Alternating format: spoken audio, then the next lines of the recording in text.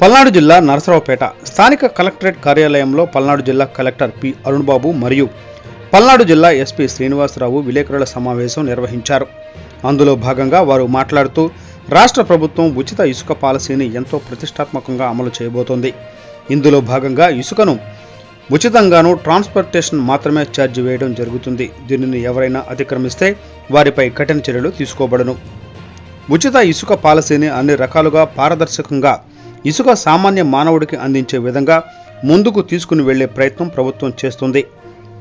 ఎక్కడా ఇసుక దళారులకు తావు లేకుండా ఈ ఇసుక పాలసీ విధానాన్ని అమలు చేయడానికి అన్ని విధాలుగా ఏర్పాటు చేయడం జరిగింది. ఎవరైతే ఈ విధి విధానాలను అతిక్రమిస్తే వారిపై కఠిన చర్యలు తీసుకుంటామని స్పష్టం చేశారు.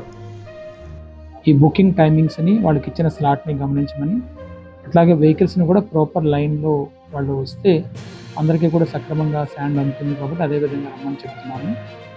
ఇల్లీగల్ శాండ్కి ఎవరైనా పాల్పడితే మాత్రం ఖచ్చితంగా స్టెంజెంట్ యాక్షన్స్ అయితే తీసుకోవడం జరుగుతుంది. Thank you.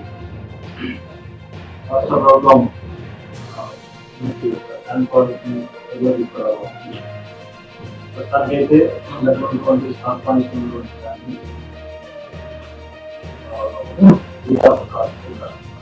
ట్రాన్స్పోర్టేషన్ సర్వీస్ కాకుండా దీంట్లో భాగంగా దగ్గర ఉన్నటువంటి శాండీ పోస్ట్లో నిర్దేశం మాత్రమే దాంట్లో కేవలం సర్వీస్ కానీ స్టాస్టరీగా మనం మాత్రమే సర్వీస్ మాత్రమే కాదు. ముందుగా తీసుకుంటే ఉన్నటువంటి 2 పాయింట్స్లో చార్జెస్ అంతా కలిపి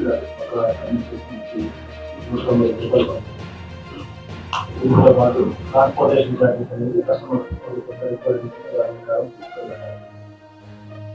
ఈ సిస్టంలో గతంలో కంటే మనకి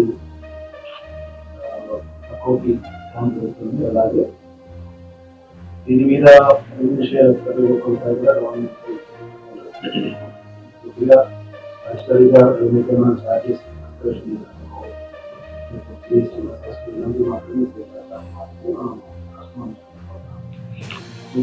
ట్రాన్స్పోర్టేషన్ చార్జెస్ వాళ్ళ యొక్క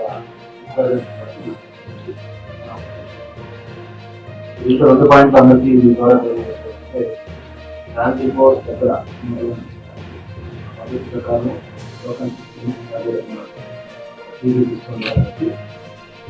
ప్రస్తుతం ఫస్ట్లో శాండీ కొన్ని ఈరోజు ఎస్పీ గారు ట్రాన్స్పోర్ట్ అసోసియేషన్ వాళ్ళతో అలాగే రెవెన్యూ డిపార్ట్మెంట్ ట్రాన్స్పోర్టర్స్కి వాళ్ళ అసోసియేషన్ వాళ్ళకి అసోసియేషన్ సభ్యులు కూర్చోబెట్టి డిపార్ట్మెంట్ వాళ్ళు రేట్స్ ఇది అందరికీ అనుకూలంగా ఉండే విధంగానే ఇబ్బంది లేకుండా దీనికి నుంచి ₹1 అదనంగా వసూలు వర్షం వారికి కొన్ని చోట్ల అక్కడక్కడ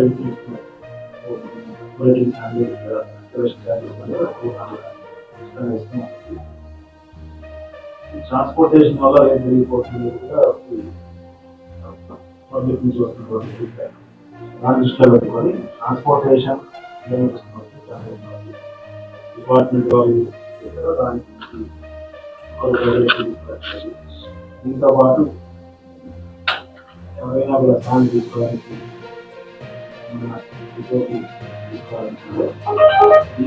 సచివాలయం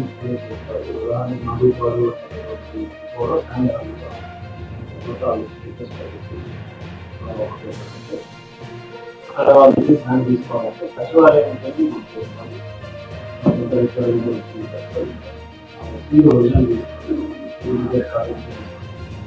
దాని పాయింట్ ఇక్కడ ఎవరైతే ఇన్ఛార్జ్ వాళ్ళు ఇస్తారో వాళ్ళకి ఒరిజినల్ చూపించి అప్పుడు మాత్రమే దాన్ని బ్యాగ్లోకి వెళ్ళిపోవడానికి ఇప్పటివరకు జరుగుతుంది.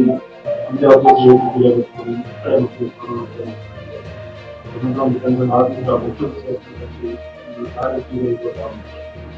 ఎంతమంది రావాలి, ఎంతమంది పనులు చేయాలి రావాలి అలా కాకుండా సచివాలయం ద్వారా నుంచి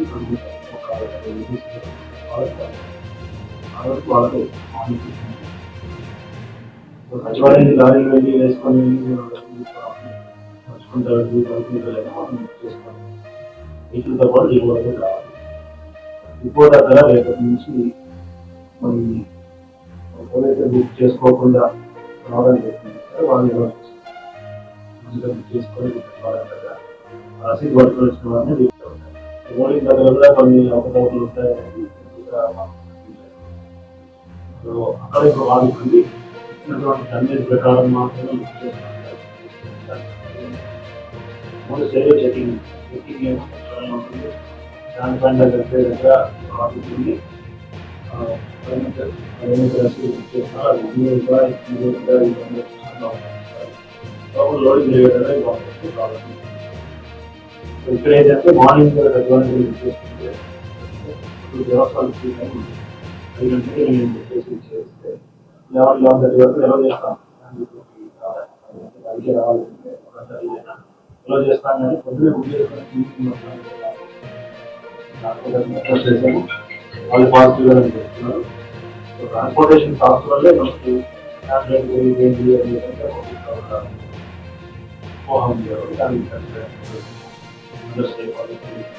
దీంతో పాటు వ్యక్తి గారు ఇంకా ఎప్పుడైనా దానికి కూడా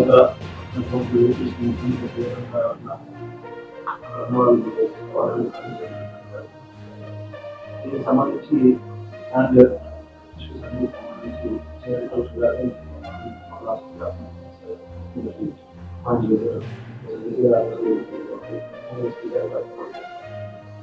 ట్రాన్స్పోర్టేషన్ అధికారుల గురించి ఎక్కడ కూడా ఓవర్లోడ్ అనేది నుంచి ఓవర్ స్పీడ్ వెళ్ళాలి. అంతేకాకుండా ఖచ్చితంగా పాటించాలి. అనాథరైతే ఈ బుకింగ్ లేకుండా స్టాండర్డ్ రిపోర్ట్గా వచ్చి చేయడం లాంటి పనులు కూడా వాళ్ళు కంట్రోల్ చేయాలి. ఎవరికైతే బుక్ చేసుకున్నారో ఎవరైతే ముందుగా వాళ్ళు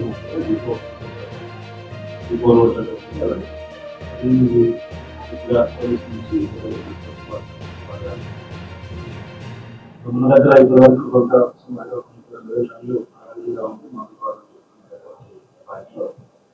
మన దగ్గర 2,000 అలాగే మనకి రాబోయే డిమాండ్ లిస్టర్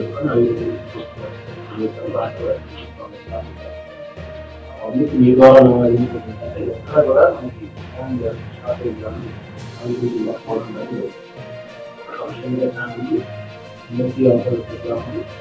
అలాగే housing subsidy cost scheme cost